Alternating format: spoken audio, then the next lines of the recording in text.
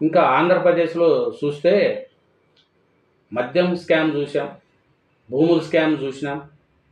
మద్యం స్కామ్లో ఎలా నడుస్తుంది, 3,200 కోట్లు 500 కోట్లు అని అందరినీ అరెస్ట్ చేసుకుంటూ లాస్ట్ ఇంకా అంతిమంగా జగన్మోహన్ రెడ్డి గారి దగ్గరికి వచ్చి ఆగింది.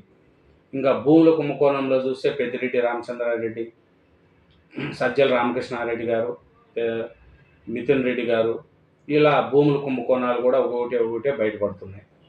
ఇంకా చూస్తే ఇసుక కుంభకోణం, ఈ ఇసుక కుంభకోణం కూడా 1,000 కోట్ల అవినీతి జరిగిందనేది తెలుస్తుందండి.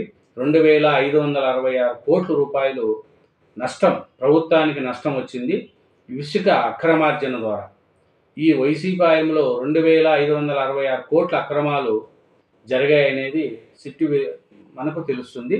దీని మీద సిట్టు దర్యాప్తు స్టార్ట్ చేసింది.